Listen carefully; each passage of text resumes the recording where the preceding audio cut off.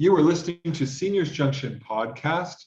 We are trying to prevent seniors isolation, one conversation at a time. Your host today, Namrata Bagaria, and myself, Paul Merkley. We're the co-founders of Seniors Junction. Our very special guest today is Ilana Kiefer, and she is the director of the Center for Healthy Aging at the New York Academy of Medicine. Welcome, Ilana. Thanks for coming. Thank you so much, Paul, for having me. Could you tell us a little bit about yourself and what you do? Absolutely. So I'm very lucky to be the acting director at the Center for Healthy Aging, as you said, at the New York Academy of Medicine, or as we call it, NIAM. We're located in Manhattan, but we do work all across New York City, New York State, and around the country, and even in some other countries as well. And our overall goal is to advance health equity, and specifically at the Center for Healthy Aging, we work to improve the health and well-being of both current and future aging populations. And we do that through many different types of projects that look at the built environment, at infection control in nursing homes, at social isolation, which I know we'll be going into some detail about later today. We look at specific issues related to minority aging populations and caregivers. We do a lot of work around city and state policy to ensure that older adults, as they continue to grow older, that they have what they need in place in order to live well and to be able to age in place for as long as possible. Yeah, that's sorry. That's a stellar introduction. I was so excited, I just choked. I was excited too. Yeah, I think, Ilana, I know we spoke a little bit before when we started recording, and you did mention that you've done both research and project. So based on this vast experience within this domain, how does social isolation or even physical isolation in seniors come across to you? Well, we've been talking about it for a long time, but obviously it came into kind of more of the public consciousness when COVID began.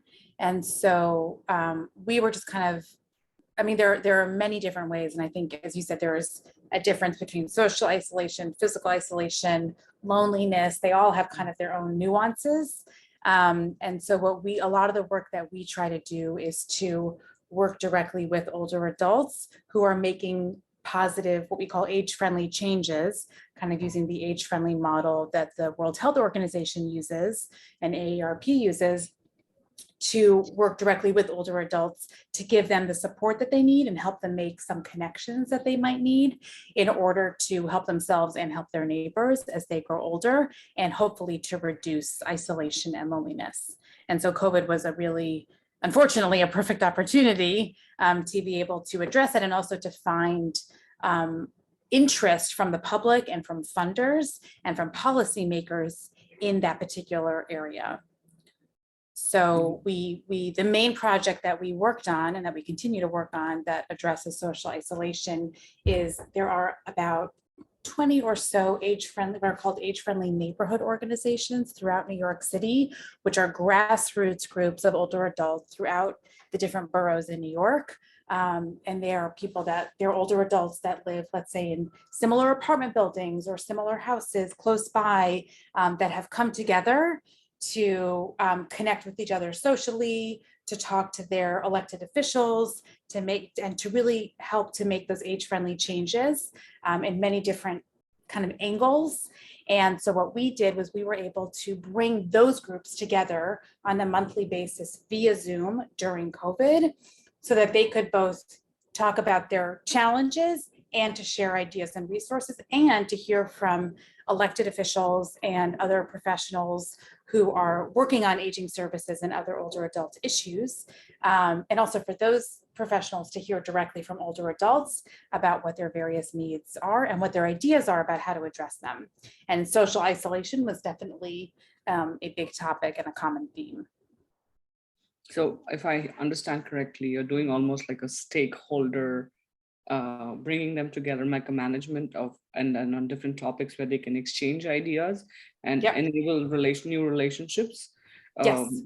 So could you give us go ahead. a concrete example of something in social isolation that happens? Yeah, so definitely. So obviously a big one is technology, and technology can of course mean many different things, but we found and we heard from these older adults that would attend that not necessarily those that attended because they were coming on Zoom, but a lot of their neighbors didn't have the technology that they needed, especially during COVID, to be able to connect with family and friends. And so, and even if they did have the technology that they needed, they didn't always have the digital skills or digital literacy or fluency that they needed in order to use that technology. And then on top of that, many of them didn't have Wi-Fi to be able to access the internet. So it's like a really three-pronged issue. And there are some really good, strong organizations doing work on this. The one that of course comes to mind is OATS, OATS, which is now an affiliate of AARP. I don't know if they're in Canada, but they're definitely all over the US, and their headquarters are actually in Brooklyn. And so they're really focusing on digital literacy and access among older adults. And so they've presented at our meetings. And so what we found was that one of the benefits of being part of our convening was that we were able to give out grants of about $3,000 to organizations to address a COVID-related need. And the majority of the grants were given out to buy tablets and or to host classes on how to use tablets for older adults in these neighborhoods.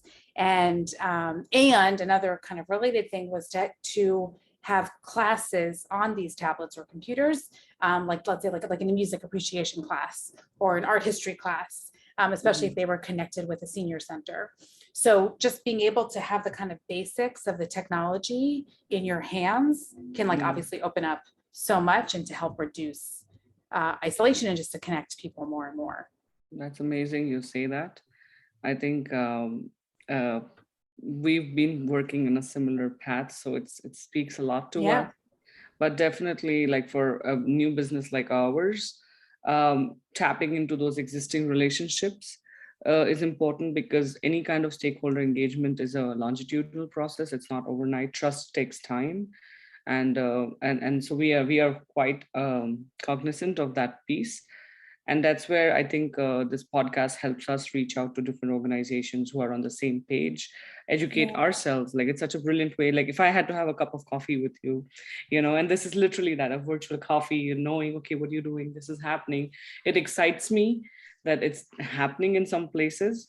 And it gives me hope that, organizations who are like-minded finally can, because previously we wouldn't also reach out to each other with Zoom. Everybody would look locally, right? You would look locally and see, okay, what's happening. That's right. But suddenly it's become, no business today is a local business. It's almost a global business, which needs local partnerships for logistical delivery. Like for example, the neighborhood, like even in Ottawa, I live in Ottawa, Paul lives in Burlington. Burlington is an age-friendly city, by the way. Like nice.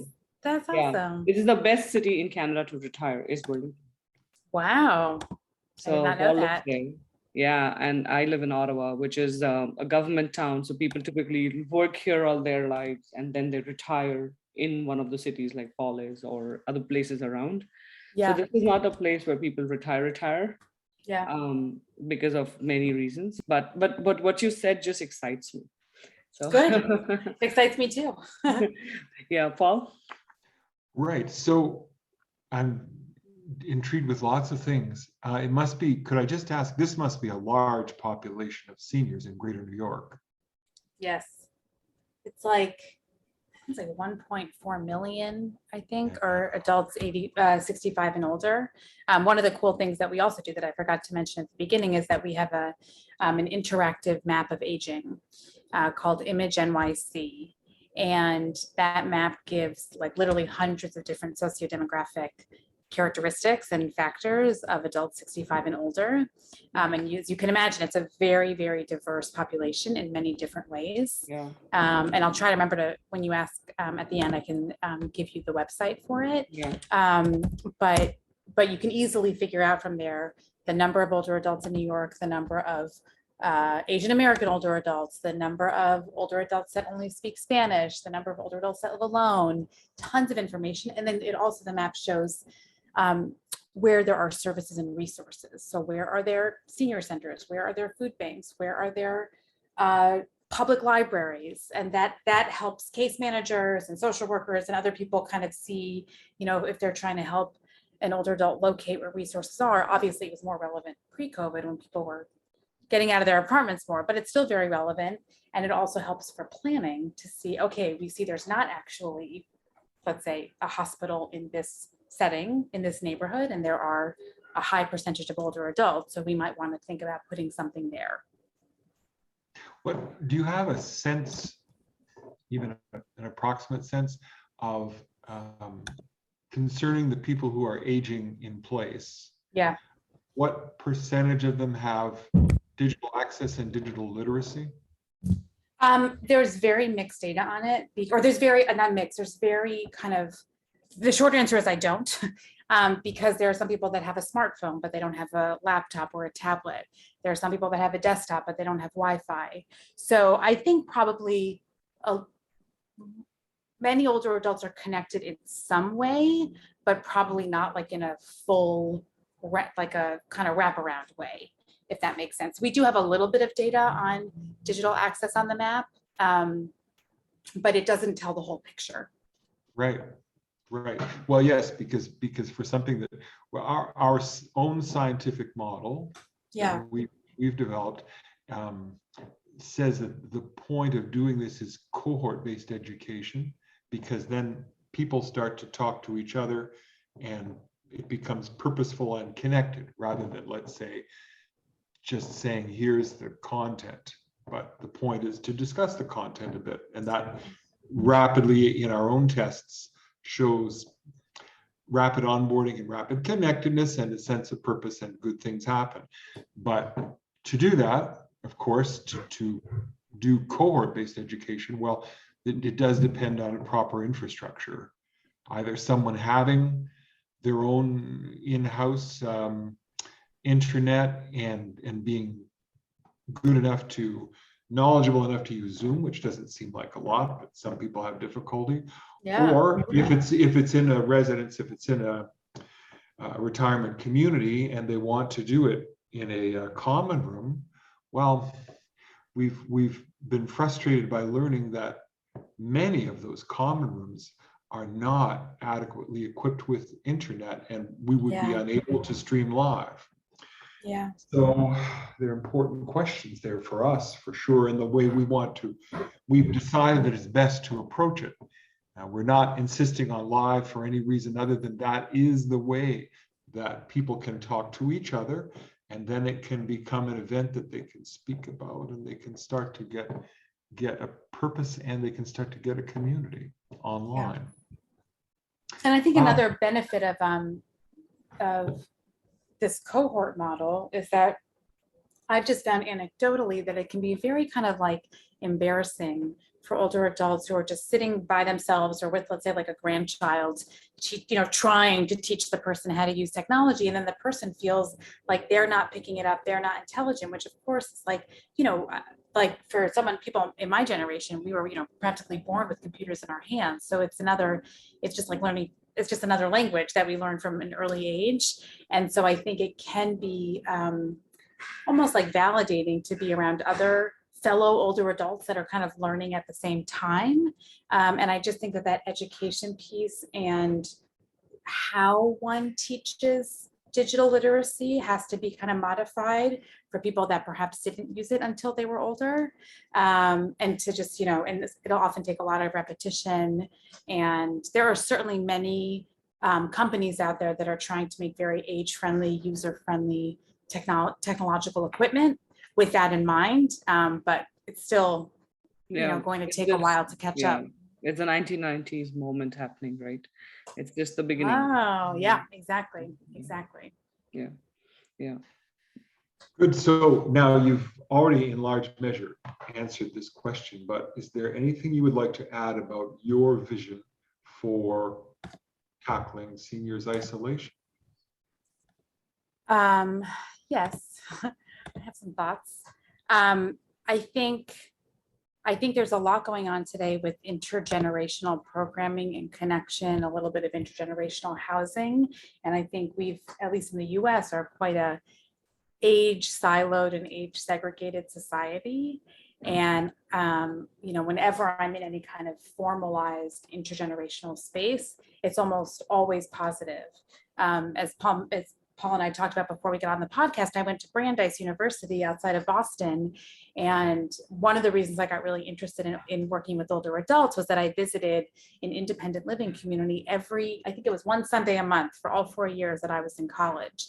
And so me and a group of other college students went to this community, and we had, bagels with them, and we would do activities and games and celebrate the holidays. And it was just it was consistent, and it was so much fun. And it was great for the older adults to get to see people that were many decades younger than them on a regular basis. So I just think that there's so much power in intergenerational connection. I think there's so much power in grandparents and grandchildren.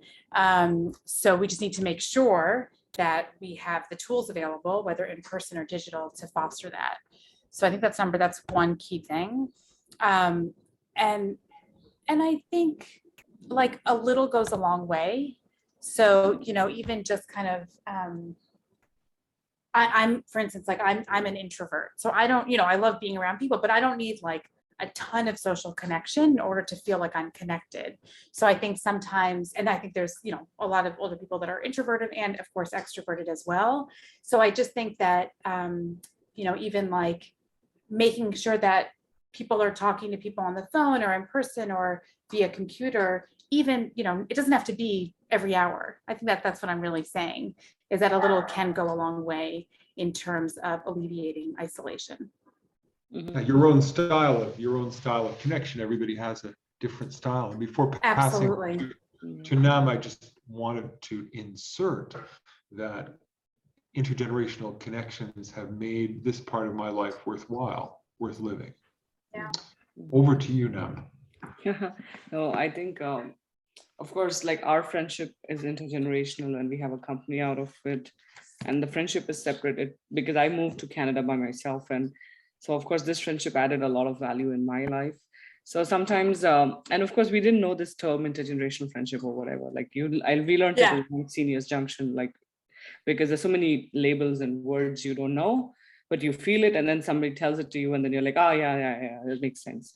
So and so of course we've interviewed quite a few people in intergenerational, and so there is so many layers. That's what I said, right? It's though it's as simple as, okay, let's do programming, but what is the real value prop you as a company bring in, whether it's quality content, whether it's and yes, you can mix it all up, but as a business, it's not sustainable to have too much of parameters which vary, because then the consistency of the delivery will not happen, right? You can have 10 programs, but all of them, at least some parameters, 80% should be similar, 20% can be the variety. So I'm also learning that, and not everybody is as committed, right? With the youth, they can't even have a routine, and seniors are creatures of habit. So when you combine the two things, you need young people who are consistent, because we've seen a lot of this. This is more like cancel anytime subscription model generation, right? No, there's no patience to build something. And so of course there are pluses and minuses in any kind of a combination you look at. But I guess my question to you is, so in this vision of intergenerational / really stakeholder work that you do, what have been your challenges and what have been the opportunities that you found? Well, I think the challenge is the consistency. So right now we're only able to gather these groups together because we received outside funding. Yeah. So, that's one thing, is that we need to have more consistent funding in order to be able to do that. And I think there is something really nice about having, just like how with once COVID started, my team at the Center for Healthy Aging, we started meeting every morning. And we didn't used to do that before COVID, but once we started working from home, we knew we needed that consistency. Obviously that's daily, that's a lot, but there is something nice about having that you're going to do that, the third Wednesday of the month or whatever it is. So I do agree with you on that. But I also think that we need to obviously allow for, people having doctor's appointments or going away on vacation, like things like that. So it's kind of having that balance. At least you have the opportunity to have that. So I'm not sure. I don't think I'm really answering your question. But But I just think I think at my sum is I think there's something nice about consistency while allowing room for flexibility. Yeah, does that, but I'm happy to say more if you're getting at something else. No, I think so. That's one thing, balancing flexibility versus consistency. Because of course, with younger ones, they have exams and coursework. Like we've Right. seen, like you have to make room for all that and all. And then the staffing becomes challenging, like because when you put some things here and some things there. So, I mean, so of course, we make sure not the core things are given to that. You're giving things which are not highly dependent, so that's one staffing solution we have. But more in terms of addressing social isolation, when you started this project, like how old is this work that you've been doing? How many years? And initially, what was the issue? Was it lack of awareness? And now what is the issue? Is it funding? Like in terms of concrete challenges in that journey that you've had. Well, it's gone through different iterations. So the work with the age-friendly neighborhood organization started many years before I arrived at NIAM. And that was, they used to be called these age improvement districts. And then it kind of morphed into age-friendly neighborhoods. And this was like over 10 years ago. And then during COVID, we received some funding to bring those groups together in a formal way, in a formal and a consistent way for 6 months. And then we got renewed funding to do it again for 6 months the next year. So, but that was really kind of directly out of COVID's necessity. So, so now as I think about this, like this coming year, it would be wonderful to be able to, I think we would have the interest. So I think it's just about, finding the funding, and it's not, luckily it's not too expensive to run. And a lot of the money that we receive, we turn around and give out as grants, as I mentioned earlier. So we just need to kind of secure that and maybe, work with some of the organizations who might have other avenues to funding to help them grow their organizations, and we can just kind of be there to support them. So I see it as just kind of figuring out a more sustainable option. And right now, since we're meeting on Zoom, there's not a lot of overhead. It takes time to plan, it takes time to find speakers and things like that, but we don't have to rent space, we don't have to provide food or anything like that. So, and that's been one of the positives of COVID, is seeing that we can be quite effective. It's not the same as meeting in person, but we can still be relatively effective meeting virtually. I was going to say so flexibility, sustainability, and consistency. I think these are the three broad pillars, because a lot of these great initiatives, they die because of funding. And a lot of the times what starts in the nonprofit world, if it doesn't have a good commerce model to even convert it into either a social enterprise or something. And that's one of the reasons we incorporated as a company, though it's a social idea. But we were like, we can't get people hooked onto this and then they'll say, okay, bye-bye, we don't have money. Totally. And so it's been tough. But I think I hear you. Sustainability is key when we are working in social initiatives. And also knowing when do you end and when there's someone else's role starts, like having those clear exit points, like, okay, my organization will do this. And even entry points in our case, like we can't change the model and say, okay, we're going to help you get tablets and this and that. But we can tie up with organizations who do that, because that's another level of work. Making partnerships. Exactly. You can't put your feet in on the places, you're going to just drown. Because we want to be sure that we deliver consistently on our promise, which is good quality programming. So I think it's very interesting to have this conversation, because what people don't understand is, even though it's a digital first in some cases or a hybrid world in some other cases, but in this part of the population, it's just beginning to get hybrid or digital. And so that idea that I can go on Zoom and do A, B, C, D, I, for like whatever, Zoom is one platform and many others. It's caught up in theory. Yes, people are aware. It's not a word, like if you tell them that, would be like, what are you talking about? But there's also the factor that your customers, they have to feel empowered. So it's almost the concept of competence, because then, like you said, right, they feel like, oh, I'm not smart. No, I'm too old for this. Self-ageism, self-pity, self, like all those. And that's where like we've met some amazing guests who teach, but they're so patient. When you're teaching a 95-year-old Zoom, it's not the same thing as a 5-year-old or a 6-year-old, because they're born with Zoom. Like, I guess you have to tell the kids today, you're not downloaded, you were born, there's a difference. Right.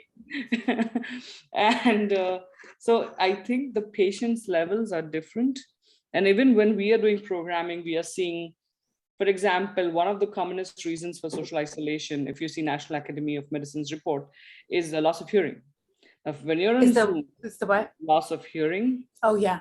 self-imposed isolation starts happening when you are losing hearing because you're too embarrassed to say that I can't hear. Can you speak softly, slowly, louder, whatever combination?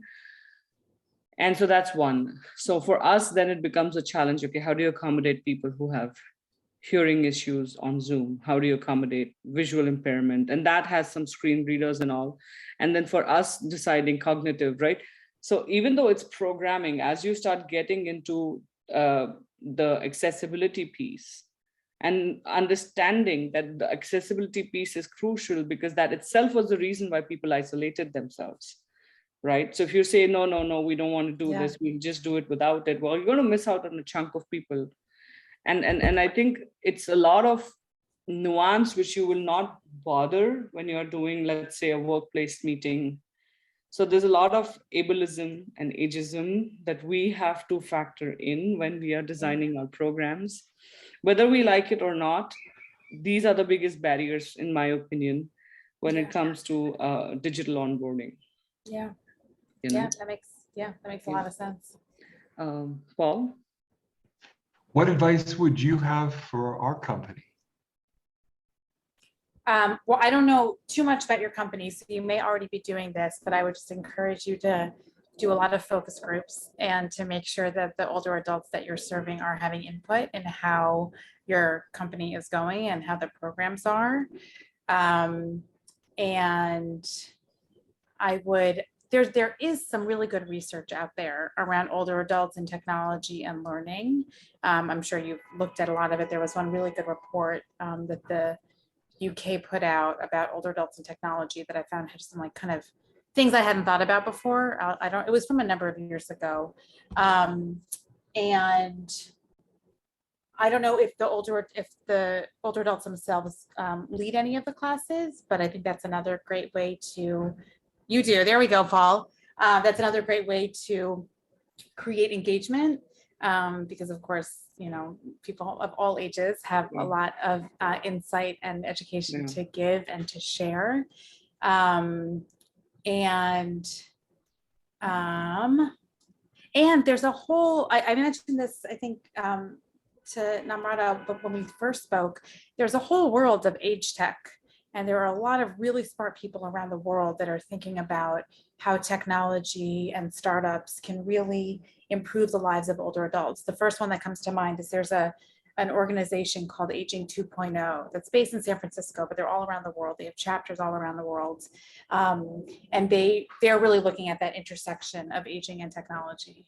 And so again, there's a lot of good out there, and there's a lot of smart people who are thinking about this. So you might as well see what they've learned and not have to reinvent the wheel. And that's it. And I look forward to learning more as you all continue to develop your company. Yeah, I think for us, it has been, like I was telling Paul in the morning, there are three major pillars we've discovered. One part is this whole isolation, loneliness piece, which is the base, or boredom in some cases. So that's the need, in quotes, why should you do this? Of course, it's not very compelling when you go and ask someone, hey, are you bored? Are you lonely? No, nobody's going to say that to you, right? Exactly. So that's an easy sell if you're doing a B2B or someone like someone to a caregiver. So of course, finding the right pitch and having multiple pitches, right? This stakeholder, you say this, although it's delivering almost the same thing, but really nuancing it. And that needs a lot of more research from our end. And the second piece was purpose, because yes, there's lots of activities available, but how many of it, like it has to be fit for every person, right? Like, yes, I could do any other startup, but this startup speaks the most to me. It gets me out of bed. And even if there's some bad business months, I still will continue doing it. But had it been some other startup, probably I wouldn't have done it, right? So that kind of helping people find their calling.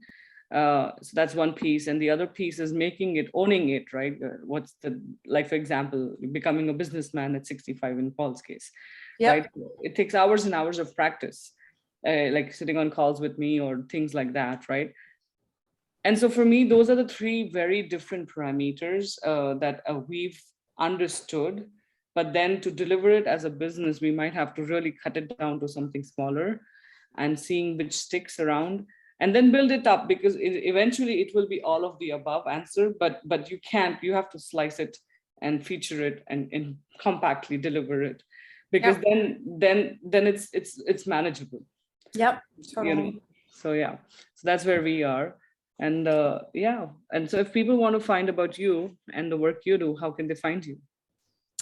So there's a number of different ways. And well, first of all, I hope you check out our map, our Image NYC map, and we're always happy to give advice on how to start a map wherever you live. So the website is imagemap.nyc, IMAGEMAP.nyc.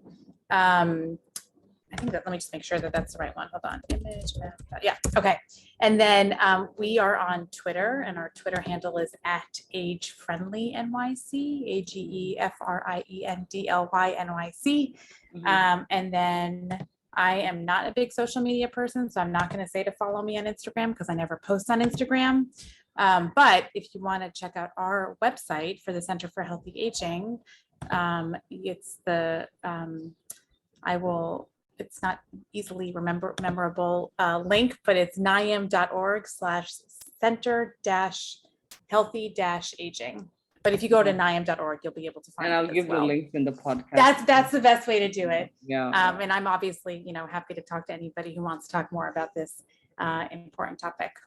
Sure. Thank you so much. Share my email address. Absolutely. Awesome. I think probably we should think about this Burlington map, I think so too. I think so too. Good. We are happy to talk to you about it. Sure. Yeah, let's do that. So thank you so much, Ilana. Thank you both. Thank you very much. Thank you very much. Yes, you're welcome.